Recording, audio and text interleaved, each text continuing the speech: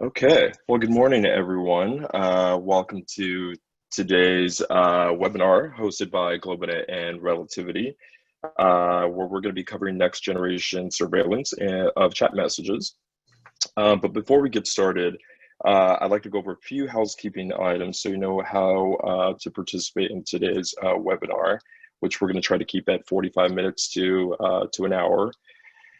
So at any time during the webinar, if you have the opportunity to submit questions to today's presenters, to do so, just type in your question into the Q&A bar at the bottom of the control panel, and then we'll collect all those questions and answer them at the end with both Jordan and Sam.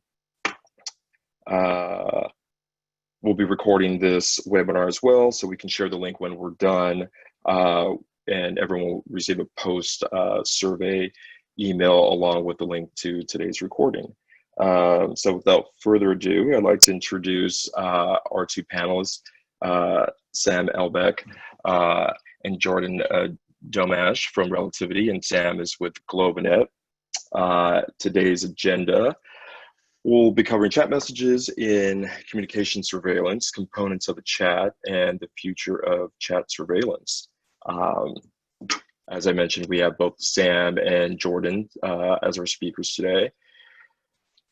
And let me turn it over to Sam to talk about Globanet. Okay, great. Thanks, Victor. Appreciate it. Hello, everyone. My name is Sam Elbeck. And let me tell you a little bit about Globanet before we jump into the details of the presentation. Globanet's been around for 25 years, and we focus heavily on the compliance data capturing data in the most compliant format, especially all the different types of data there is today. We've been focused on archiving, e-discovery, supervision for the past 25 years. We've done thousands upon thousands of implementations of those different solution sets. We do migrate a lot of data for customers. Our main focus is how to capture data, move data in a compliant fashion, and follow the regulations in CFTC and FINRA and different regulations out there. And one of the areas we really focus heavily on is a designated third party. So with our expertise in compliance, we also help organizations make sure they're compliant with the different SEC regulations. And we're fortunate to have many of the largest financials, insurance companies, and many other industries as part of our customer portfolio. Perfect. And Jordan, you want to talk about Relativity? Yeah, Relativity has been around since the early 2000s, based out of Chicago. We actually grew up as an e-discovery platform. That was where we first grew our business.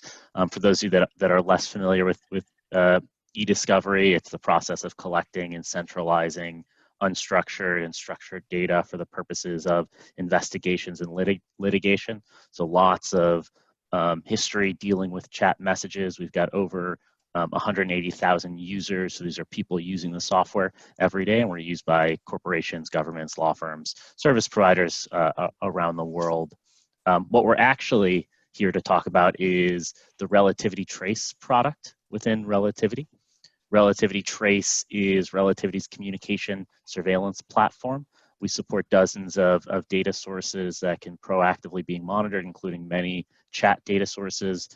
It's specifically for proactive monitoring, highly regulated organizations, often financial institutions looking to detect market abuse or other non-compliant behavior. So we're here to talk about that portion of the overall Relativity business and how we can, the future of chat surveillance in that context. Okay, great, thanks, Jordan. So we're all familiar, many of the folks on this call, that the different communication has changed. Several years ago, email was the king when it came to electronic communication. Many regulations were formed around email and electronic communication. The landscape has changed. It's dynamic. It's constantly changing.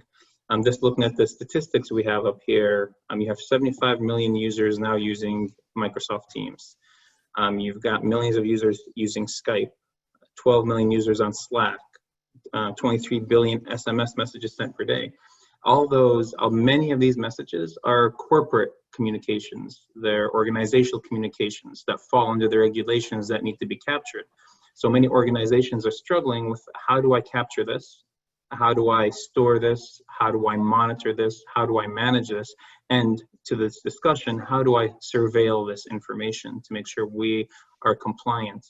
Many of our customers want to roll out teams in the financial space, but they cannot even roll it out until they have a way to comply with the regulations. And that's what we're looking to educate everyone on the call today, is what's the quickest, easiest, most robust way to capture this data, store this data, supervise the data, and discover against it. And you see the 3 different data points on here, but data points you don't see.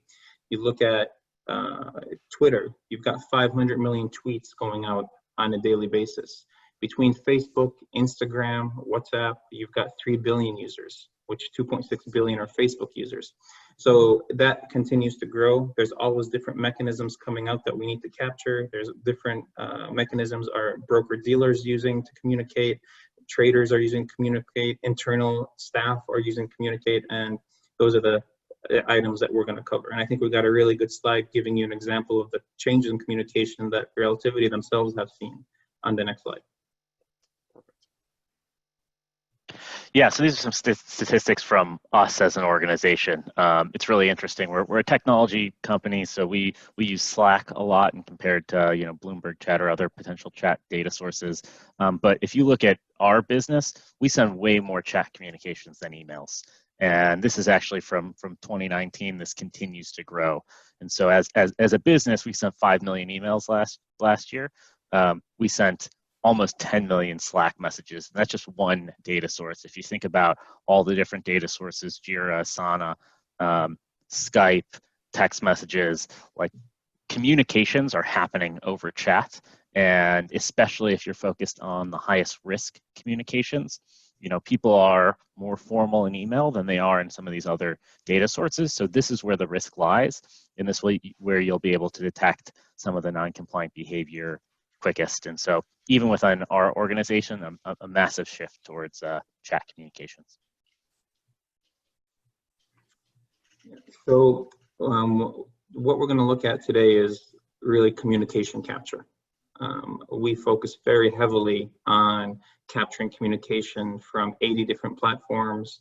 And that's where our partnership really comes into play with Relativity, is our ability to capture data from all the different sources you see on the screen in a compliant manner, and put it in a location of choice for customers to be able to supervise it, to discover against it, to index it, just like everyone does with, many organizations do with email today. We do that with all the other data sources. We aggregate the data, and historically, around 15 years ago, where we started with this, was one of our customers said they need to capture Bloomberg data. And we built out a Bloomberg mechanism for capturing it for them. Then they want to capture Thomson Reuters, then ICE Chat. So that's where our platform was created. Now it's a standardized platform that is dynamic. We can add different data sources to it at will as new data sources arrive, and we're able to capture that data in a standardized fashion, export it in a standardized fashion, and make sure it's discoverable in a standardized fashion and supervised in a standardized fashion for our customers. So if you look at the slide with the different communications that we have, you'll see that we capture on the top right-hand side here, you've got Slack, Microsoft Teams, Yammer, everything that we consider collaboration, Facebook Chatter. We're starting to see more and more customers want to capture that Salesforce Chatter data and Facebook Workplace data. And an extension has went on even further to Twitter and Cisco WebEx Teams. With the work from home area, with the work from home environment that we're in today, you've seen an explosion in organizations who need to capture Zoom, Cisco Teams, MS Teams, and we're able to easily capture all that information and put it into a platform like Relativity Trace that can supervise that data. We've also seen a movement from on-prem file shares to cloud-based, like Google Drive, Box, OneDrive, Citrix ShareFile. We're able to work with all those different platforms as well and make sure that that could be captured for compliance purposes. The financial platforms on the right-hand side is really where a lot of this started 15 years ago, and things like Symphony, Bloomberg. We've got some customers that with the environment we're in today, they had to move all their work from home, and they started immediately adopting Symphony and Bloomberg and Ice Chat. And then on top of that, what they've never used before were things like MS Teams to communicate on trades that are occurring. Broker dealers communicate on MS Teams, on Slack. So we were able to quickly get them up to speed, capture all the data they need, store it, and allow them to continue with business as usual while they're working from home. So that's been a lot of what we've been doing. And on the bottom left, you'll see mobile capture. You saw the statistic early on, 23 billion messages per year sent by SMS text, and a portion of that is corporate text that need to be captured in certain fashions as well. The bottom right-hand side is really important to look at, because what makes our solution extensible is these areas here. We can capture data from EML platforms, from databases, going into SQL, going into Oracle, into Postgres, unstructured data, and capturing it. An example of where this comes in handy is organizations who have their own homegrown solutions that they need to capture, their own internal trading solutions they need to capture. We can easily and quickly set up a mechanism to capture that. A perfect example is a large financial a month ago. We needed to capture platforms we never heard of. Ding Talk, you see it on the bottom left, and we immediately were able to, within a couple of weeks, turn that around and capture that. So Merge One is the platform that is able to extend the ability to capture these data sources to make sure organizations are compliant in capturing data. We can move to the next slide. Okay, great, thanks. So if you look here on the left, these are the different regulations that we focus on, but I've been at Globanet for 9 years, and I've talked about this slide and spoken to this slide many times, and I remember when this slide had 3 regulations on the left-hand side, and it's extended to more than we can fit in here, right? Now, these are not even all the regulations, but these regulations are the ones that, many of the ones that deal with how do you capture electronic data? How do you store electronic data? A lot of them were formed around email. Like CFTC regulation, they put in an amendment for their record keeping to allow all electronic communications, and they specifically said emails, and then chat rooms, mobile devices, and instant messaging. So the focus right now is if you're in a business that's regulated, and all the financials, insurance companies, healthcare are, that you need to meet to these regulations and capture these data sets before you roll out the platforms in order to be compliant. And that's really what we help focus on. SEC 1784, another one that I'm sure many people on this call are familiar with.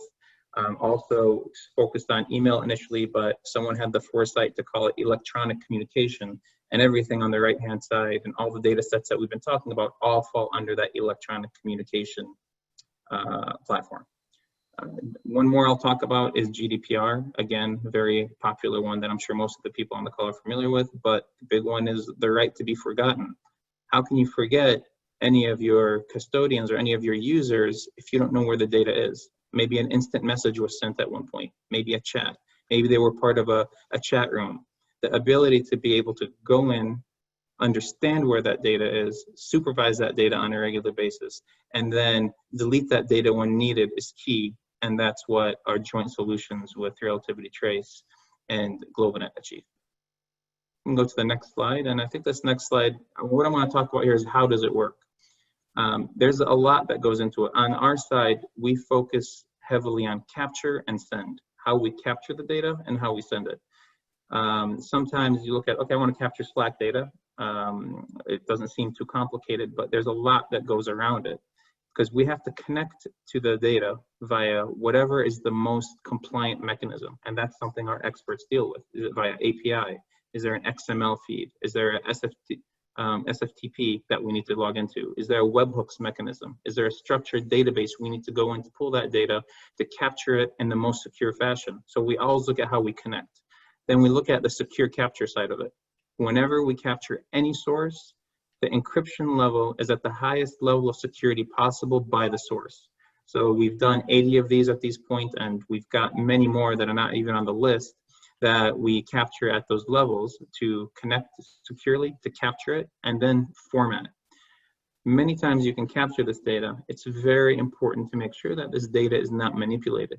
We capture it in its native form. Once it's captured in its native form, we can send it in that form. That's the form that the organization that's producing the data, what we call the source data, is meant to be in. So when you're capturing Bloomberg data or Slack data in its native form, the data, it's much more compliant than if you're manipulating the data in any way, shape, or form. So that's what we focus on the capture side. When you start looking at send, now that we have the data, we process the data, we transform it. In many cases, when we want to send this data to Relativity Trace, we tag it.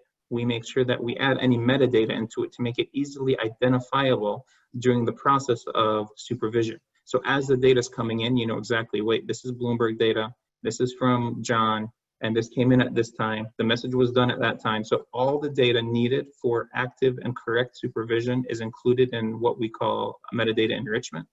And then we thread the chats even further to make sure that's easy for review. So the big part of it is capture it, make it easily identifiable, make it easy for the supervision team to review and to audit and to capture, and then filter anything you need. By filtering, we're talking about individual identification.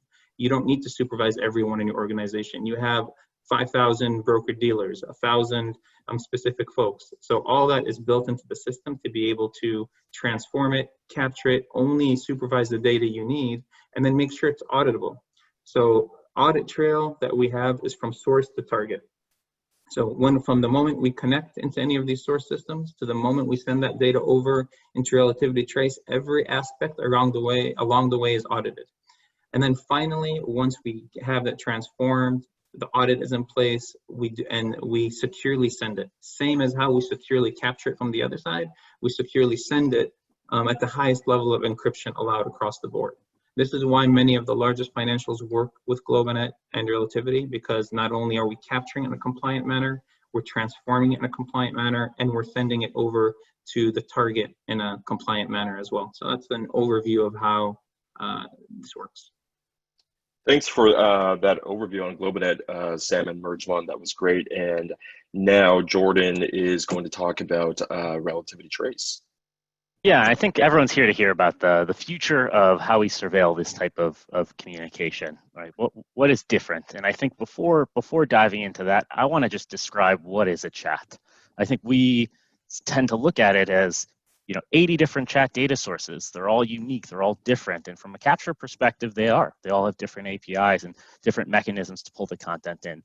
But in a lot of ways, chats are pretty similar, right? So let's look at Slack. What is a Slack message made of? Well, you've got a participant.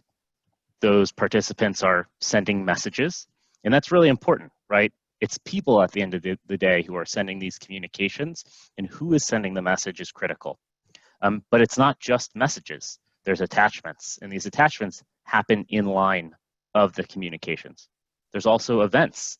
In this case, we're talking about reactions in Slack, but an event could be someone entering, someone leaving. It could be a disclaimer. And events are a critical component of chat communication that we don't see in email, and we don't see in a lot of other data sources. Victor, if you want to go to the Teams example, sure. That was Slack, but let's look at a totally different communication source, Teams.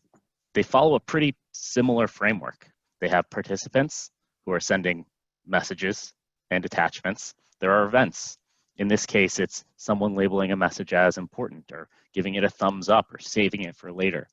Different events, but structurally, they're still events. We've got one more example. This one's pretty different. This is actually looking at Bloomberg. Victor, if you want to go to the next one. So Bloomberg, we're not looking at a Bloomberg communication. We're actually looking at, without getting too technical, whenever Bloomberg is exporting data to a supervision tool like Trace, they'll export it in an XML format. And if you dig into the XML format, they have the same concepts in there. They have users or participants. Those participants are sending messages. Those messages sometimes are in line with attachments, and there's events like disclaimers. And so when we boil down 80 different chat data sources that all look and feel different, that have different APIs and different unique elements to them, you often can combine them to these four components: participant, message, attachment, and event.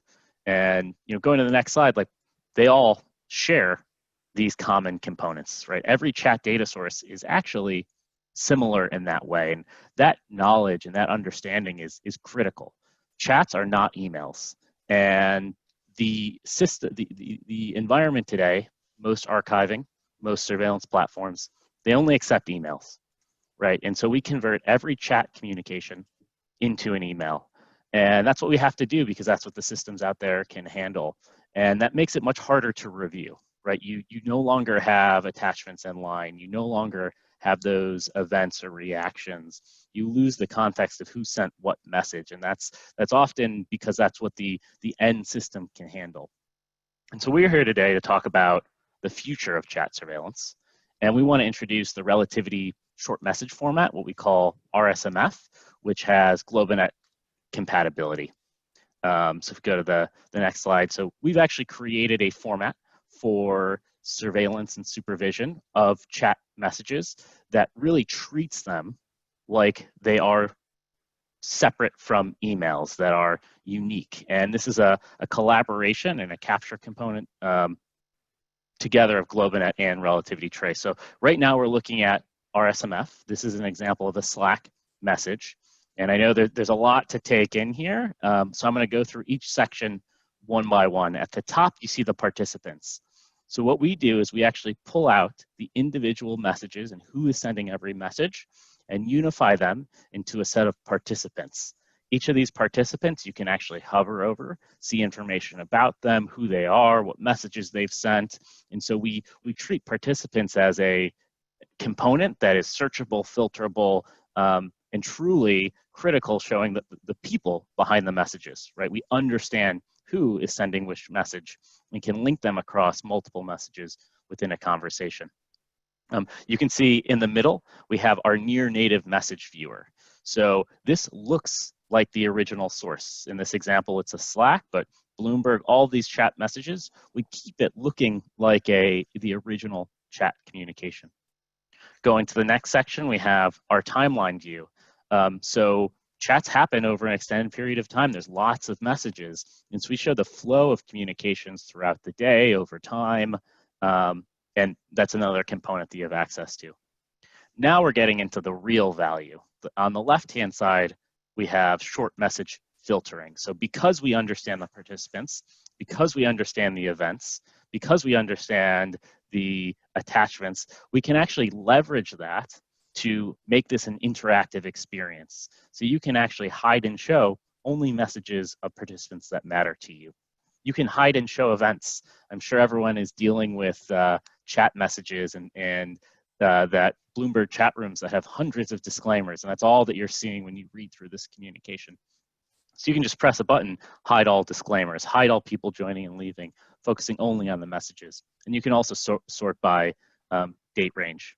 And on the right-hand side, the last component, this is all done in the context of review for relativity. So on the left-hand side, whether it's Bloomberg or Slack or Teams or Skype, you look at the communication. But on the right-hand side, you can conduct your extensive review. Was this a good alert? Was this a bad alert?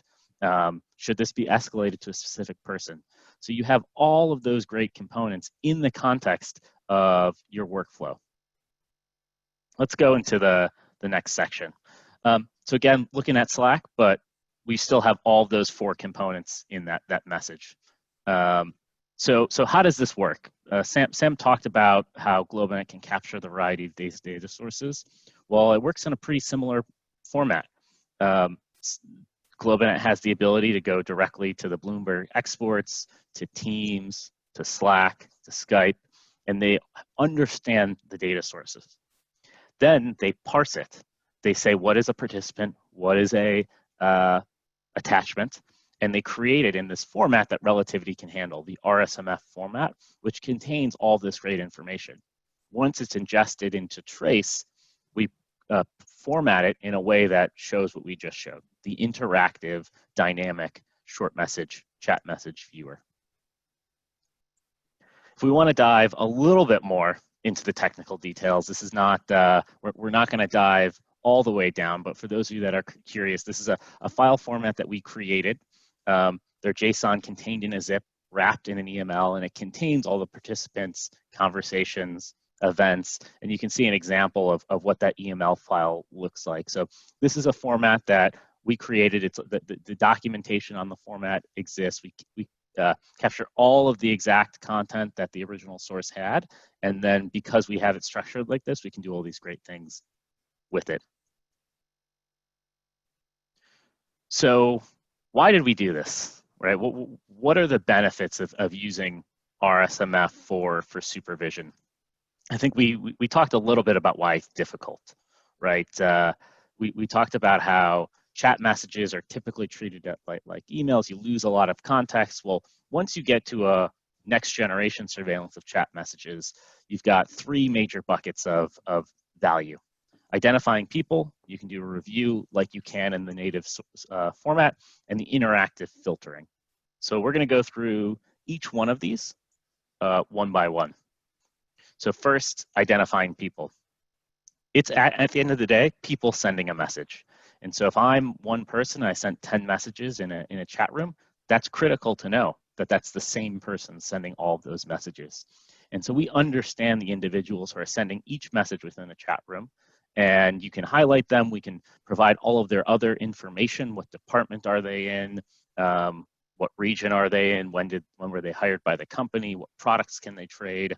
So we have all of that understanding around the individual, and it's tied to the chat conversation. And it's connected ultimately at the end of the day with their other data sources and usernames. So I know here's my email address, here's my Bloomberg chat username, here's my Slack ID, and they're all connected and unified. So you can ultimately, at the end of the day, understand a specific person and what are they doing. We also do near native review. So, you know, we should treat Slack like Slack. We should treat Bloomberg like Bloomberg.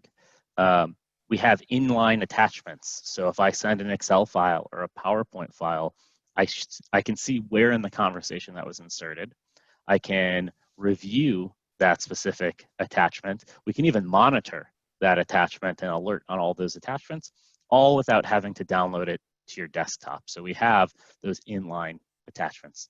We understand events, reactions, disclaimers, people entering and leaving. We can understand those. We show them because they could contain some critical information around intent. And we can hide and show them. And the last is a modern UI. It looks and feels new, and it's easy to understand and interact with as you're using it. The last bucket is the interactive filtering. So we can focus only on what matters to you. Sometimes you want to know people entering and leaving when they were in the conversation. Sometimes you want to know a specific person's messages. Sometimes you want to focus only on a certain hour. So all of those are possible with your interactive filtering. And when you think of some of these chat rooms that have hundreds of people in them and go on for days, like there could be pages and pages and pages of communications. And it's really hard to sift through that without this type of filtering. We can remove disclaimers, which often muddy up the waters. We can hide specific participants, filter on times, and we can also jump to specific highlighted content in the viewer. So if you have an alert that was triggered for sharing of inside information, instead of reading or searching through the whole document, you press a button and we highlight the phrase or the concept that triggered the alert, so you could focus directly there. So those are the benefits. I think this actually walks through what it looks like. So we're opening the filtering pane. We're clicking on specific participants, and you can see their messages are being hidden and shown as we interact with it. We're focusing only on a specific time frame. So this is a multi-day conversation. We only want to focus on one day, but you can also do that by hour. And so as we're doing that, we're minimizing the amount of communications that we're showing. We're only showing people leaving right now. And again, you can do the opposite to only show messages. So just a quick example of how this type of tool works and how it's interactive and how you can hide and show specific elements.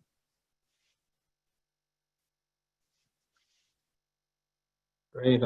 Thanks, Jordan. That looked really, really good. And I want to spend a few minutes just talking about the Globanet and Relativity partnership and why it works and what it means and how everyone can take advantage of it. So we really have the same philosophy when it comes to data. Everything that Jordan just showed around native capture, native format, and native viewing is covered by our solutions. We capture it natively, but in many cases, we've always sent it via SMTP. While SMTP checks the box and we allow for threading, the way that the review is happening right now inside of Relativity Trace is what we refer to as next generation supervision. Because one of the main things Jordan said was a chat is a chat, it's not an email, right? And that's what it comes down to. So many times we review chats like we review emails. What this brings forward is the ability to review chat like it's a chat in its native format. So that's where we've always felt, I know our CTO Ramin is on the call as well, that's always been one of the philosophies that we're trying to get to, is we're capturing it in this form, we want to show it in that form. And that's what we're able to accomplish with our two solutions. And the main focus of that is to make supervision easy for the compliance officers, to make discovery easier, to make it easy to view and easy to review. And this joint solution gets us to that next generation on the supervision side. We partner together. It could be viewed from a single demo where you'll see the solution as we work together with Relativity on it. So it's been we've had some very happy customers utilizing the solution, and we continue to evolve it. One thing, Jordan, that you mentioned that was really cool, and I get asked a lot by our customers, is the disclaimers in Bloomberg, right? I mean, that's like one thing that always comes up is we get so many disclaimers, how do I filter on it? And you can do that with the checkbox here. So very cool. And on the next slide, okay, great. Bloomberg is available today in RSMF, while we can send all the different 80 sources that we've been talking about into Relativity Trace today. As we evolve the view process and the RSMF feed, we continue to build into it. We expect Zoom, Slack, Symphony, and others to be available by Q4. It will continue. Our goal is to have all our different sources in a format that could be easily reviewed and supervised regularly.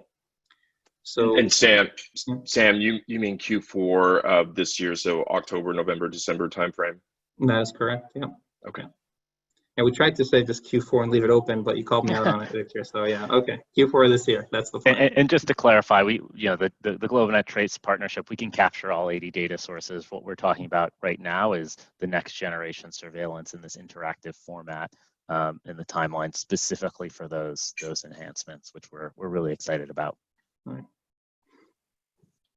Great. Well, I think we had a really great discussion today, and quite a few questions have been submitted. So for everyone on that has questions you'd still like to be answered, please submit those now as I go through some of the questions. Either Jordan or Sam will answer as we go through them, but please continue to send in your questions through the Q&A portal on the bottom of your Zoom. And we'll go from there. So one of the first questions we have, and either Sam or Jordan, feel free to take it as we go through them. First question is, can you thread messages on a selected time frame before archive and supervision? I'll take that one. The answer is yes, we can. We can thread messages as they're coming in, and for certain time frames, if you just want to capture data between 2, 3, 10 people, between January and March of 2019, and just thread those messages, yes, we can do that. Yeah, and so sort of, sorry guys, the follow-up was, this would be for all platforms like the app, like WhatsApp, SF Chatter, Box, Slack. So correct. Assuming that the answer is yes. Correct, yeah, and Jordan, you can add on how you make that very easy as well. Yeah, the one thing I was going to say is specifically for surveillance, it's typically done daily. So we'll have daily threads, but there's definitely options. But yeah, threading is critical. And for those of you that aren't familiar with threading, it is oftentimes systems will send individual messages. So if I'm in a Bloomberg chat room, having one message being sent to a surveillance platform as opposed to a whole day's conversation in a chat room, that grouping together of messages in a chat room into one thread is what we're talking about here. So yes, we keep the conversation history together and group it so it's easy to review. Yeah, I just want to touch one more point here before we move to the next question. Is this comes back to the the joint philosophy we have again, and we always have tags and filters based on date. And you saw when Jordan went through his presentation and view, there was that filter on dates, and you could filter those dates and just view the threading within those dates inside of Relativity Trace, and we make sure it's possible on how we send the data. So just to follow up on that. Perfect. I think I can help answer the next question, which is, are Globanet and Relativity two separate companies? The answer is yes, and it's a joint venture between Globanet and Relativity. Specifically, our two key products that we talked about today, Merge One and Relativity Trace. So today's demo was specifically highlighting Relativity Trace and how you can use that platform for surveillance with the power of Merge One's data capture connectors within the Relativity Trace platform. Next question is, does it name normalize, meaning if the participant uses a nickname or changes their name midway message or in new messages, do they get normalized?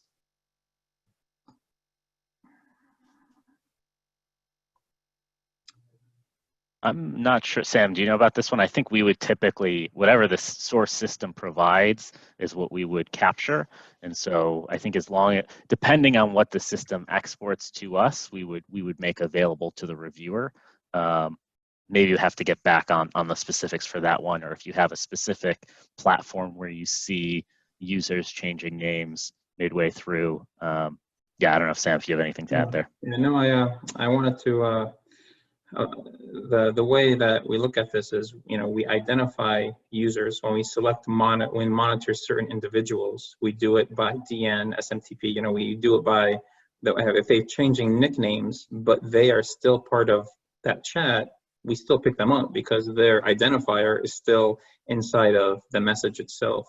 So again, to Jordan's point, probably look at what use case there is for this or when that may happen. But the identifier doesn't change when you change a nickname on the message. And because we capture for almost all data sources, deletes, edits, and changes, this would fall under an edit. So when an edit occurs, we can see that an edit occurred and be able to capture that. But we can get into more details, Erica, if you want offline and understand your specific use case. Perfect. The next question here is probably for you, Jordan. So is RSMF only available in Trace when running through Globanet's technology as opposed to direct integrations for Slack and others that we could leverage in Relativity One for standard review purposes? Yeah, so for those of you that have less context here, as I mentioned at the start of the call, Relativity has a surveillance business. We also have an e-discovery business. And so the question is, can we use RSMF for e-discovery? And the answer is yes. So Relativity, the format that we're talking about is generic across Relativity. It can be used for surveillance. It can be used for e-discovery. It could be used for investigations. So yeah, it is supported across both. Perfect. In the surveillance, can you see if prior captured chats were deleted or altered? I think that would show up so that would show up as a event in the future, and so that would be captured and shown. Yeah, and to just add on to that, to what I was speaking to earlier about how we capture the edits, deletes, changes in the system and pass it over, that makes this possible. Perfect. Does Relativity Trace support random sampling? Yeah, we support, so there's lots of different review mechanisms. We've got AI and machine learning, we've got lexicon, we've got random sampling. So that is, all of those are available. Perfect. What is the SLA to deliver messages for review from the time they are sent and received? Sam, I could take this one. So it's in, depending on the source is the biggest driver. So for example, Bloomberg gives us data daily. We'll handle that daily, but for sources that we have access to in real time, it's fairly fast. So Globanet has the capability to pull content as fast as every few minutes, and it is loaded into Relativity Trace directly after that. So within a couple hours after we get access to the data is a reasonable SLA to expect. So it's near real time. And I think here we have an add-on question to something you covered just recently, Jordan. Is Relativity Trace an add-on to Relativity eDiscover platform or its own separate platform? It's an add-on. So at its core is the Relativity platform is shared. So it's the same searching capabilities, the same underlying database, the same review capabilities. Relativity Trace specifically adds on programmatic and near real-time capture.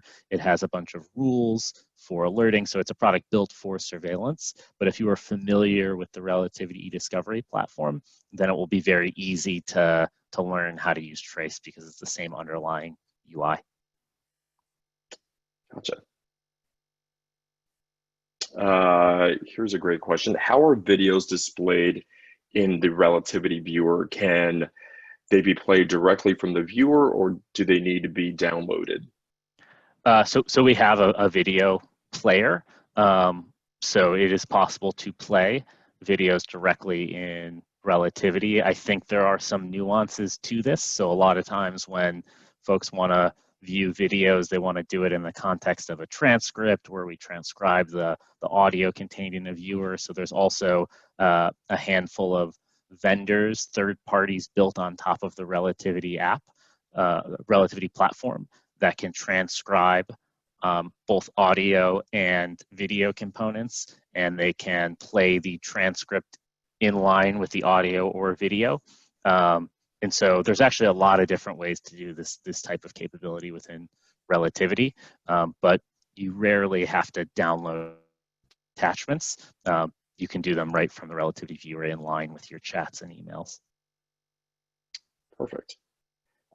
Here's a great question, I think for you as well, Jordan. How do you acquire or aggregate aliases for identities, AD or some other way?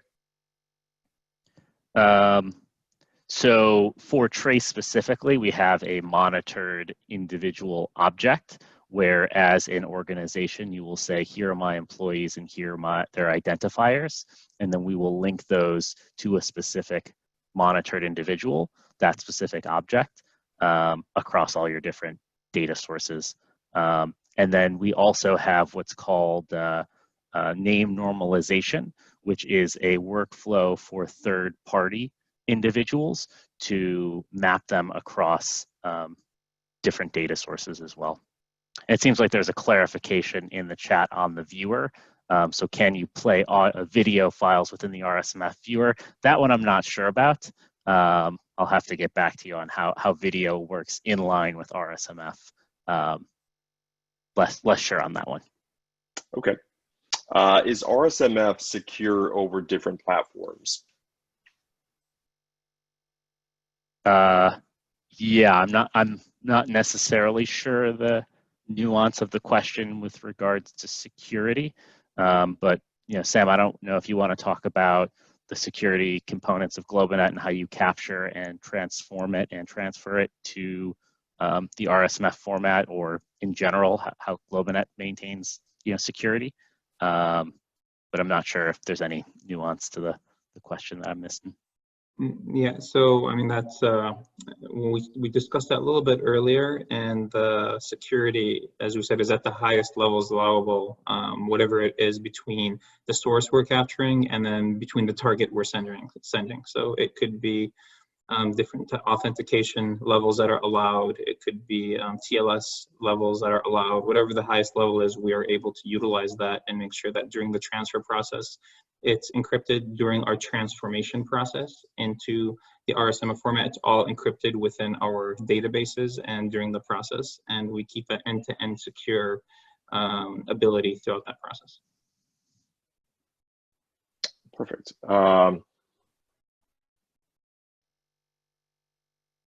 Are the deleted messages generally available when collected from many of these chat tools, or just indications that a message was deleted without actual content of the message? Of course, just based on your experience in managing this information.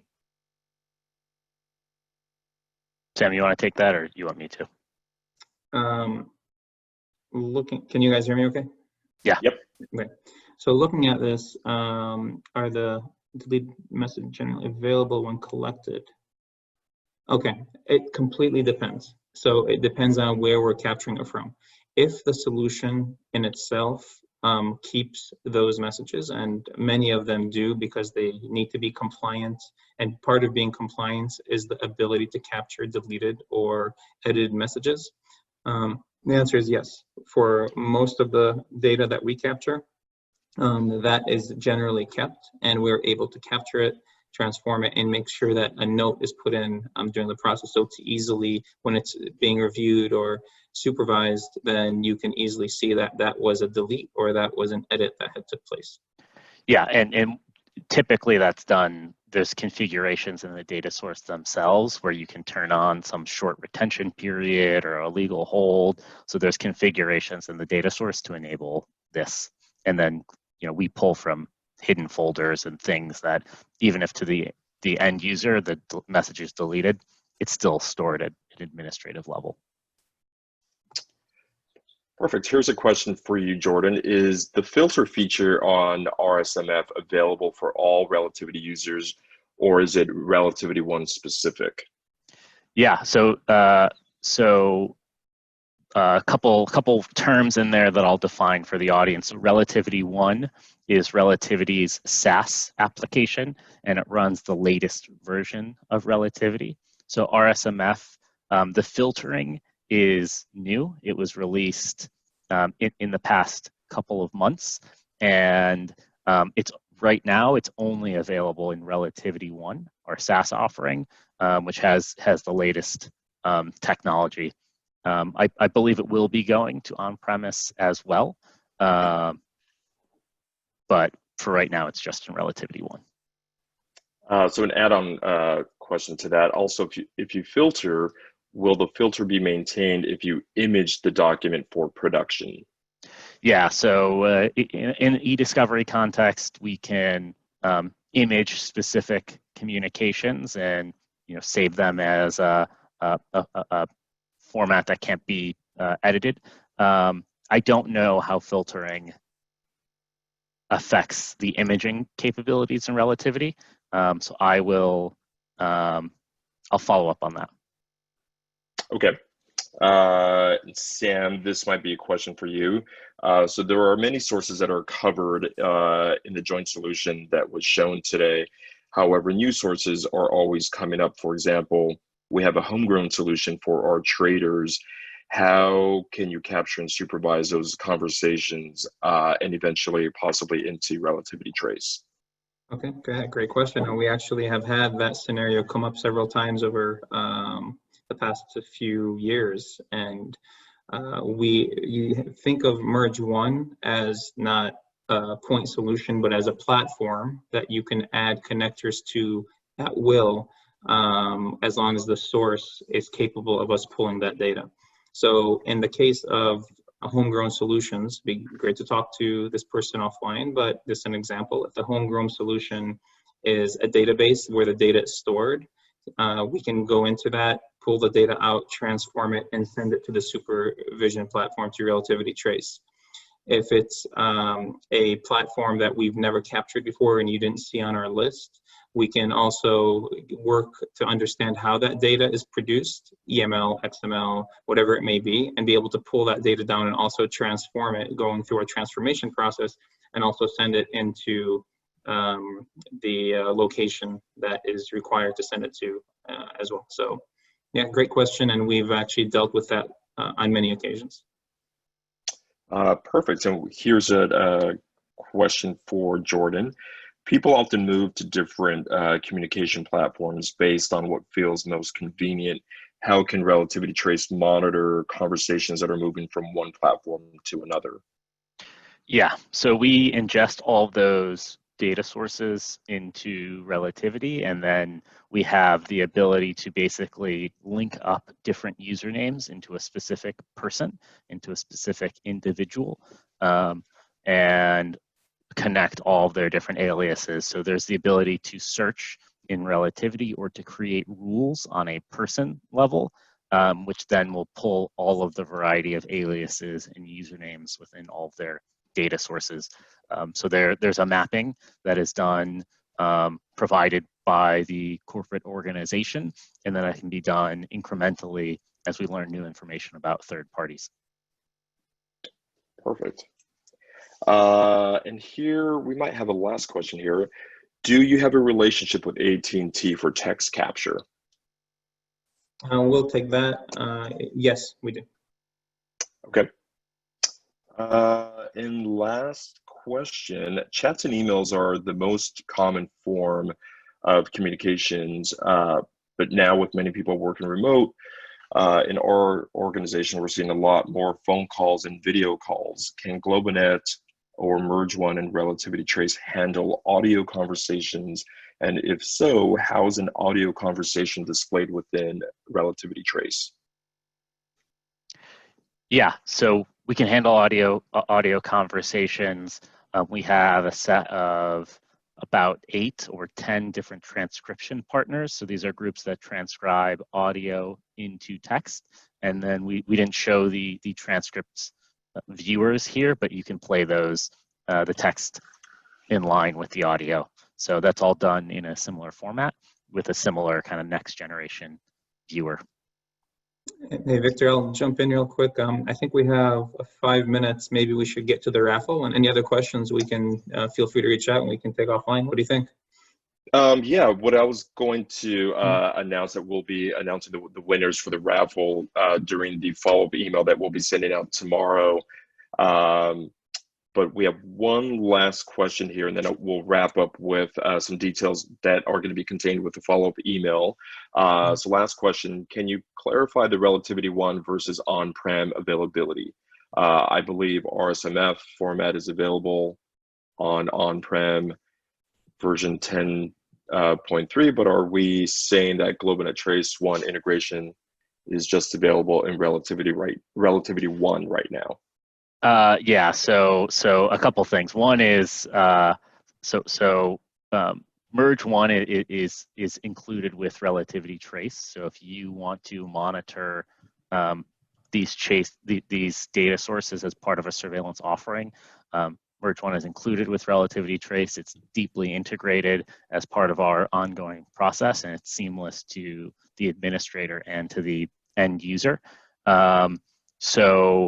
I think if you have questions around like e-discovery and being able to ad hoc pull those conversations in via Globanet and Globanet and Relativity 1, then let's have a conversation online and we can talk about how that works. Yeah, we definitely can discuss that. Feel free to reach out and we can walk you through how that's possible. Perfect. Well, we want to thank both you guys for talking about Merge1 and Relativity Trace and next generation surveillance.